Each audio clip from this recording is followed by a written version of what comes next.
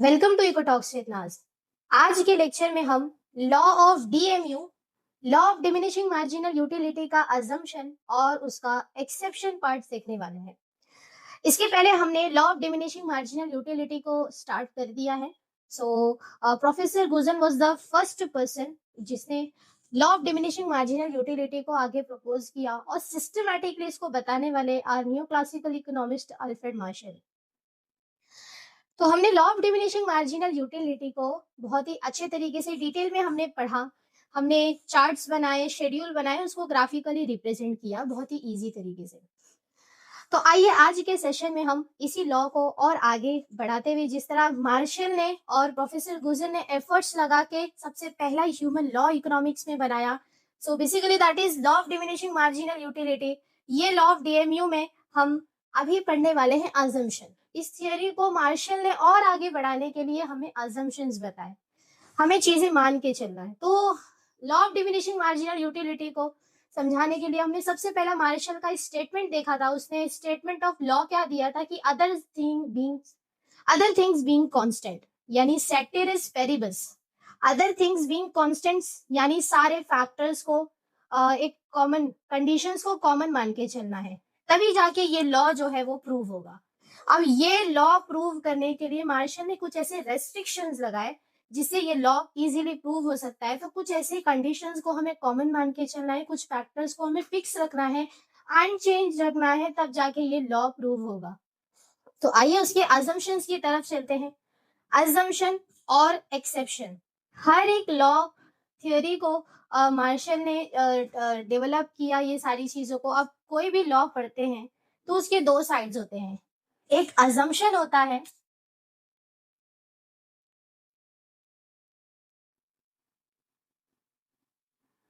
On contrary we are having exceptions, और उसका होता है एक्सेप्शन। तो देखने वाले हैं अजम्पशन क्या करता है, लॉ को सपोर्ट करता है। ये लॉ का पैरेलल साइड होता है, ये इसको सपोर्ट करता है लॉ को, कि लॉ जो है इस केस में एप्लीकेबल है। लेकिन एक्सेप्शन जो है वो लॉ को सपोर्ट नहीं करता है, वो उसका ऑपोजिट साइड होता है। वो लॉ को सपोर्ट नहीं करता है, उसका ऑपोजिट साइड होता है। ये लॉ इस चीज के लिए लॉ को वायलेट करता है, ये लॉ जो है इस कंडीशंस में एप्लीकेबल नहीं है। तो आइए सबसे पहला अजम्पशंस देखते हैं। तो सबसे पहला पहला अजम्पशन जो है रैशनैलिटी। रैशनैलिटी क्या होता है, ये कंडीशंस जो है ये लॉ को सपोर्ट करती है। रैशनैलिटी, हमने ये लॉ को किसी ऐसे ऑब्जेक्ट्स पर हमने एक्सपेरिमेंट नहीं किया है, हमने यहाँ पर ह्यूमन बिहेवियर पे चीजें अप्लाई की है। मार्शल ने एक ह्यूमन पर एक्सपेरिमेंट किया और ये लॉ को प्रूव किया, क्योंकि ह्यूमन बिहेवियर क्या होता है, चेंज होता है, फ्लक्चुएट होता है। तो रैशनैलिटी एक ऐसी कंडीशन है जो सपोर्ट करती है लॉ ऑफ डीएमयू को। रैशनैलिटी यानी कंज्यूमर रैशनल होना चाहिए, रैशनल नॉर्मल बिहेवियर होना चाहिए उसका, क्योंकि एक रैशनल पर्सन अपना एक्सपेंडिचर कम करता है, लेकिन किसी भी कमोडिटी से, किसी भी प्रोडक्ट से जो है उससे मैक्सिमम सेटिस्फेक्शन गेन करने की कोशिश करता है। तो ये चीजें किसमें पाई जाती है, एक रैशनल पर्सन में पाई जाती है। यानी एक्सपेंडिचर कम होता है लेकिन उससे मिलने वाली मैक्सिमम सेटिस्फेक्शन एक रैशनल पर्सन को ज्यादा होती है। रैशनल पर्सन कोई भी चीजों का सेटिस्फेक्शन ज्यादा से ज्यादा नहीं लेगा जितनी उसको जरूरत है, एक नॉर्मल बिहेवियर होता है। So the rationality is the first assumption of law of diminishing marginal utility. ये लॉ को सपोर्ट करता है, रैशनल पर्सन एक नॉर्मल बिहेवियर रखता है। अगर आप इसकी तरफ देखें, एक रैशनल पर्सन है और एक जैसे ड्रंकयार्ड्स या एडिक्टेड पर्सन है, अगर आप उसको कितनी भी यूनिट्स देते जाएंगे वो उस चीज को कंज्यूम करता जाएगा। मान लो कोई अल्कोहल, लीकर या नार्कोटिक ड्रग्स अगर हम किसी को कंज्यूम करने दे, जो ये सारी चीजों को कंज्यूम करता है, तो जितना हम देंगे उसका सेटिस्फेक्शन बढ़ता होगा। लेकिन रैशनल पर्सन का बिहेवियर नॉर्मल होता है, वो अपने एक्सपेंडिचर को कम करता है लेकिन उससे मिलने वाली सेटिस्फेक्शन उसे मैक्सिमम मिलती है। तो rationality is the first condition which support the law of DMU. Now second assumptions है cardinal measurement.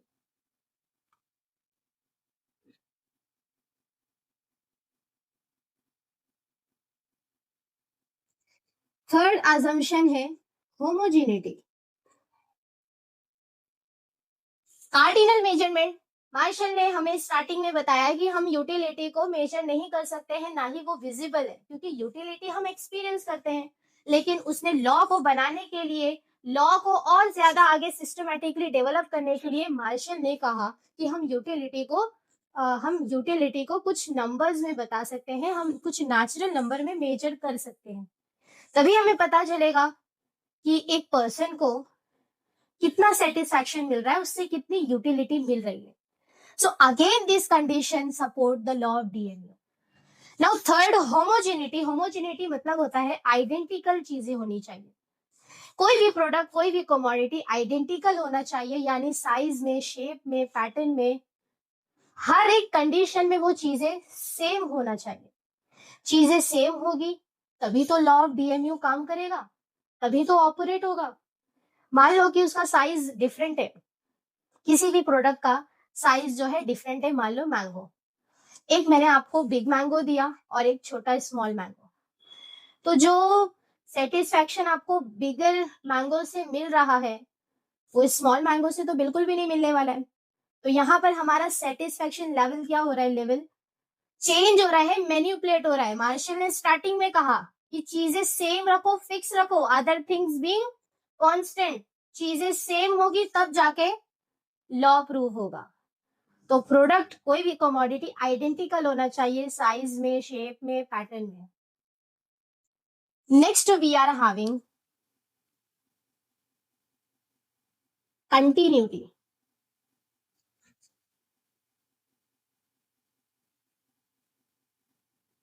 Fifth we are having reasonability.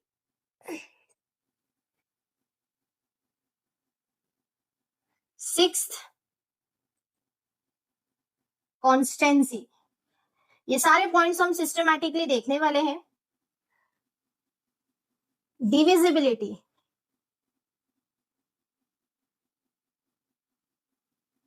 and the last assumption that is single bond.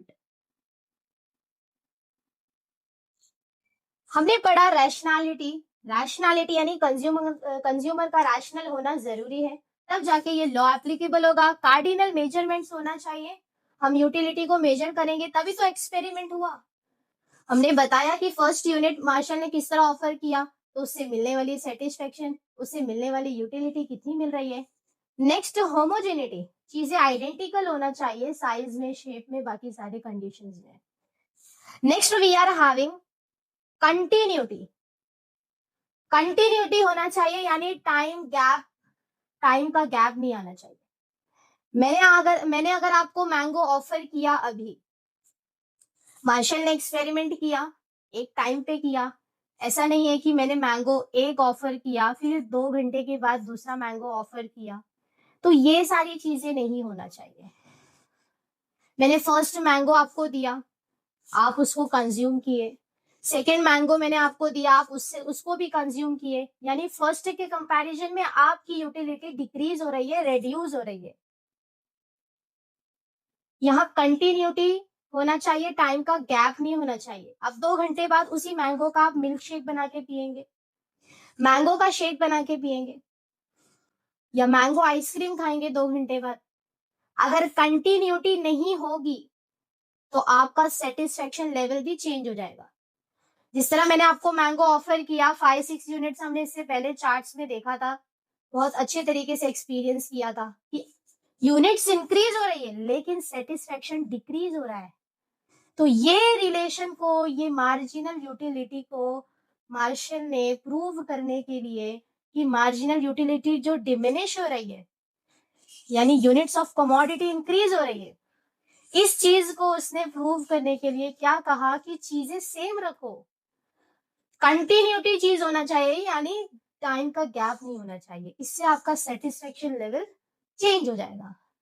आपने mango का shake बनाया, अब आपकी utility satisfaction level और increase हो गई। तो इस तरह मार्शल ने आज से कई साल पहले इस चीज को ऑब्जर्व किया और ह्यूमन बिहेवियर पे इस लॉ को अप्लाई किया। नाउ फिफ्थ, रीजनेबिलिटी होना चाहिए। रीजनेबिलिटी होना चाहिए, चीजें नॉर्मल होना चाहिए, मॉडरेट होना चाहिए, कोई भी चीज है। अब जैसे मैं आपको ऑफर कर रही हूँ मैंगो, तो आप मैंगो इजीली कंज्यूम कर सकते हैं, अपना यूटिलिटी सेटिस्फेक्शन बता सकते हैं। लेकिन मैं आपको वाटरमेलन दूं या उसके बदले में कोई दूसरा कमोडिटी दूं जो रीजनेबल नहीं है, नॉर्मल नहीं है, आप उसको एक टाइम पे चीजें कंज्यूम नहीं कर सकते, उसको बहुत सारे लोग मिल के कंज्यूम कर रहे हैं।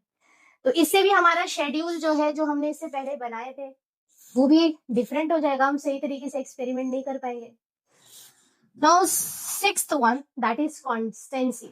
चीजें सेम होना चाहिए, सेम होगी तभी जाके जो हमने ग्राफिकली रिप्रेजेंट किया है, शेड्यूल बनाया, तब जाके ये लॉ प्रूव होगा। कॉन्स्टेंसी होना चाहिए, चीजें सेम होना चाहिए। अभी मैंने आपको मैंगो दिए, फिर आपको एप्पल दिया मैंने, फिर मैंने आपको चीकू दिया, ये सारी कमोडिटी को आप एक साथ कंज्यूम करेंगे तो इससे सेटिस्फेक्शन लेवल क्या होगा, हमारा चेंज हो जाएगा।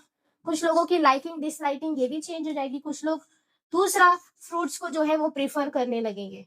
तो कॉन्स्टेंसी होनी चाहिए, एक टाइम पे हमें एक कमोडिटी ही कंज्यूम करना है, उसी चीज पर ही एक्सपेरिमेंट करना है। तो इसीलिए मार्शल ने इस लॉ को प्रूफ करने के लिए चीजें कहा कि कांस्टेंट्स रखो, तब जाके इसने एज्यूम किया, लॉ को प्रूफ किया।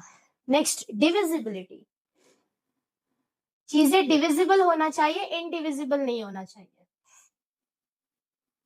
अब वो डिविजिबिलिटी कैसी होगी, चीजें ड्यूरेबल होना चाहिए। जैसे आप कोई भी चीजें कंज्यूम कर रहे हैं, वो इजीली सेटिस्फेक्शन बता रहा है। आप इनडिविजिबल गुड्स को थोड़ी ना कंज्यूम करेंगे, like AC, cooler, refrigerator, television and all, ये सारी चीजें इनडिविजिबल है। ऐसा है क्या, आप दो टेलीविजन अपने घर लेकर आएंगे, 3 से 4 एसी आप लगाएंगे, रेफ्रिजरेटर और लेकर आएंगे, ये सारी चीजों पे एक्सपेरिमेंट करना पॉसिबल नहीं है। तो मार्शल ने कहा कि चीजें डिविजिबल रखो, जो चीजें हमारे लिए डिविजिबल है, कि हम मैंगो कंज्यूम कर सकते हैं, चपाती कंज्यूम कर सकते हैं, ऐसी बहुत सारी जो कमोडिटी जो हम कंज्यूम कर सकते हैं, उस पर एक्सपेरिमेंट कर सकते हैं। Next, single bond. आपकी बॉन्ड्स जो है वो सिंगल होना चाहिए, तब जाके ये लॉ प्रूव होगा। अगर आप बहुत सारे कमोडिटी को कंज्यूम करना चाहते हैं एक ही टाइम पर, तो क्या ये लॉ प्रूव हो पाएगा? हमने शेड्यूल बनाए थे यूनिट्स ऑफ मैंगो, तो हम एक ही बॉन्ड्स के ऊपर एक्सपेरिमेंट कर रहे हैं, वरना डिफिकल्ट हो जाएगा। अलग अलग सेटिस्फेक्शन हम किस तरह उसको कैलकुलेट करेंगे, सही तरीके से एस्टिमेट नहीं कर पाएंगे, तो लॉ प्रूव नहीं हो पाएगा।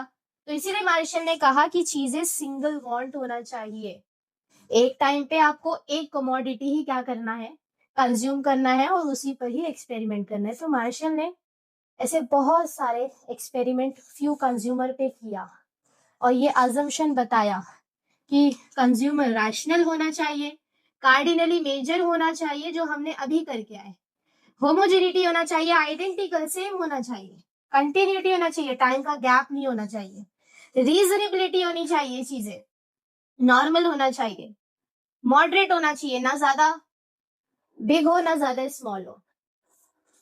Next, we are having constancy, same होना चाहिए, तभी हमारा प्रेफरेंस एक कमोडिटी की तरफ होगा, तब जाके लॉ प्रूव होगा। Next, we are having divisibility, चीजें डिविजिबल होना चाहिए, इनडिविजिबल नहीं होना चाहिए। And the last one, that is single bond. अब आइए एक्सेप्शन की तरफ चलते हैं। तो एक्सेप्शन जो है वो उसका ऑपोजिट होता है, जो लॉ को सपोर्ट नहीं करता है, ये केस में जो है लॉ एप्लीकेबल नहीं है। तो आइए देखते हैं कौन कौन से एजम्पशन को वायलेट कर रहा है। सबसे पहला है that is hobbies, second exception is miser, third one is addiction, fifth one is power, and the last one is fourth, money. ये एक्सेप्शन आपके 12th लेवल पर दिया गया है। सो बेसिकली सबसे पहला एक्सेप्शन है हॉबीज। अभी कुछ लोगों की हॉबीज है कि पुरानी करेंसी कॉइन्स को कलेक्ट करना, यानी करेंसी कॉइन करेंसी नोट्स को कलेक्ट करना, कुछ रेयर पिक्चर्स स्टैम्प्स स्टेम्प्स वगैरह ये सारी चीजें कलेक्ट करना। ये केस में लॉ जो है एप्लीकेबल नहीं हो रहा है। क्यों? क्योंकि यहाँ पर रैशनैलिटी नजर नहीं आ रही, चीजें कंटिन्यूटी नजर नहीं आ रही। अगर मैं आपको 10 रुपीज का डॉलर दूं और वही चीज मैं 2 दिन बाद आपको 20 रुपीज का दूं, 50 रुपीज का दूं, आपकी तो विशेष पूरी हो रही है ना, आपका सेटिस्फेक्शन लेवल और बढ़ रहा है। आप तो ये नहीं बोलेंगे नहीं अब मुझे नहीं चाहिए। अब मैं कितने भी दिनों के बाद आपको दूं, आप वो चीजें क्या करेंगे, प्रिजर्व करेंगे, कलेक्ट करेंगे, आपको जहां कहीं भी मिले, क्योंकि वो आपकी हॉबीज है। ये केस में लॉ एप्लीकेबल नहीं हो रहा है, क्योंकि हमने क्या कहा था कि अजम्पशन में चीजें कंटिन्यूटी होनी चाहिए, गैप नहीं होना चाहिए। अब यही करेंसी नोट में आपको कुछ दिनों बाद फिर से दूं, फिर भी आप उस चीज को कंज्यूम करेंगे, कलेक्ट करके रखेंगे ना। तो in this case again the law of diminishing marginal utility is not applicable. Now the second one is miser. माइजर जो है वो स्टॉक ऑफ कमोडिटी को सेव करने की कोशिश करता है, ना कि एक्सपेंडिचर। आप उसको कितनी भी चीज दो, वो उसको कंज्यूम करता जाएगा, सेव करता जाएगा। क्योंकि रैशनल पर्सन क्या होता है कि वो एक्सपेंडिचर कम करता है लेकिन उससे मैक्सिमम सेटिस्फेक्शन अर्न करता है। माइजर जो है आप उसको कितना भी कमोडिटी स्टॉक ऑफ कमोडिटी दो, वो चीजों को रखता जाता है, एक्सपेंडिचर नहीं करता है, सेव करता जाता है, ना कि उससे सेटिस्फेक्शन ले रहा है वो।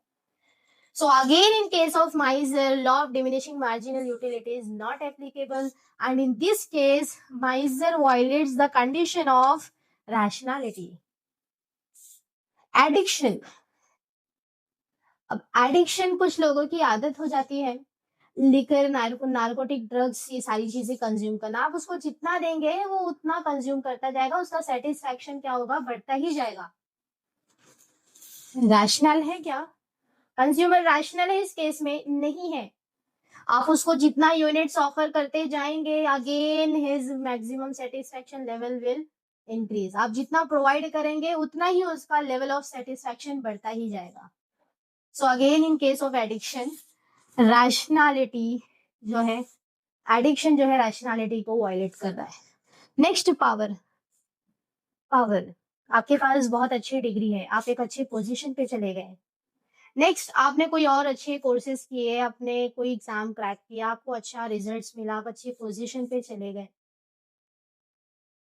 ऐसा है कि आप उस चीज को एक्सेप्ट नहीं करेंगे। आपको पोजीशन मिल रहा है ना, आपको पावर मिल रहा है, आपको डिग्निटी आपकी सोसाइटी में बन रही है, वैल्यूज बन रही है, क्या आप उसको स्टॉप कर देंगे? नहीं। आपका प्रमोशन हो रहा है कहीं, क्या आप उस चीज का उस चीज से आपको हैप्पीनेस नहीं मिलेगी? मिलेगी आपको। आप उस पावर को स्टॉप तो कर नहीं सकते। आप सोचेंगे नहीं, मुझे और फील्ड्स में और सेक्टर में मुझे मतलब मेरा प्रमोशन होना चाहिए, तो आप इस पावर को एक्सेप्ट कर रहे हैं। जितना आपको मिलता जाएगा पावर, आप सोचेंगे मुझे और पावर मिलना चाहिए, मेरा स्टेटस और ज्यादा हाई होना चाहिए इस सोसाइटी में। तो ये केस में भी law of diminishing marginal utility support नहीं करता है। Money, marginal utility of money जो है इस लॉ को सपोर्ट नहीं करती है। मनी के केस में जो है, क्योंकि एक रिच पीपल के व्यू से देखा जाए तो मनी की वैल्यू बहुत कम है कंपेयर टू पुअर पीपल। उसके लिए मनी की वैल्यू ज्यादा है। क्यों ज्यादा है? क्योंकि पुअर पीपल कहीं पर भी खर्च करने के लिए सोचेगा, उसके पास आज 1 लाख रुपीज है, मान लो उसके पास 10,000 है, वो सोचेगा मेरे पास और होना चाहिए 20,000 50,000। वही रिच पीपल के पास देखे, उसके पास 10 करोड़ है, वो सोचेगा और होना चाहिए। तो मनी के केस में भी जो है लॉ सपोर्ट नहीं कर रहा है, यानी सेटिस्फेक्शन लेवल बढ़ता ही जा रहा है, बढ़ता ही जा रहा है। तो आज की क्लास में हमने अजम्पशंस देखे और उसके एक्सेप्शंस देखे। अजम्पशन जो है वो लॉ को सपोर्ट करता है और एक्सेप्शन जो है वो लॉ के बिल्कुल ही अगेंस्ट, उसके ऑपोजिट जाता है। ऐसा कंडीशन है जिसको हम फिक्स नहीं रख सकते, इससे आपकी सेटिस्फेक्शन लेवल बढ़ती ही जा रही है। इससे हमारा सेटिस्फेक्शन लेवल, हमसे इससे मिलने वाली यूटिलिटी इंक्रीज होती जा रही है, जबकि मार्शन ने law of diminishing marginal utility हमने देखा कि जितना एडिशनल यूनिट आपको मिलता जा रहा है उससे आपकी सेटिस्फेक्शन लेवल यूटिलिटी भी बढ़ती जा रही है। तो अजम्पशन जो हमने देखा, अजम्पशन ये सारे कंडीशंस जो है लॉ को सपोर्ट करें, लेकिन ये सारे फैक्टर्स जो है वो लॉ को सपोर्ट नहीं कर रहे हैं। तो आज के लेक्चर में हमने अजम्पशंस पढ़ा और एक्सेप्शंस देखा। अगर आपको कोई भी डाउट्स आता है तो आप कमेंट्स में पूछ सकते हैं। Thank you, see you in the next lecture.